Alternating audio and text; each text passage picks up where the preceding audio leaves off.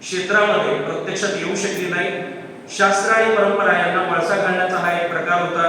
भक्तीच्या क्षेत्रातली समता सामाजिक क्षेत्रात येऊ शकली नाही। समाज जीवनात ठाण मांडून बसलेली विषमता, कुळ, वंश आणि जात यांचं वर्चस्व कायम राहिलं। संतांचा मार्ग समतेचा होता, यापेक्षा अधिक तो ममतेचा होता, भूतदयेचा होता, पण त्यांना सुद्धा विषम सामाजिक व्यवस्था उघडून टाकता आली नाही।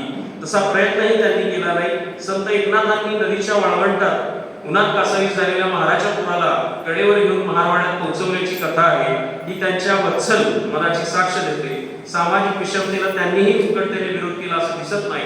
संत चोखामेळा, संत तुकाराम यांच्या काव्यात विषमतेवर जसे तीव्र प्रहार त्यांनी केलेले आहेत, तसा आवेगपूर्ण विचार अन्य संत काव्यात आढळत नाही।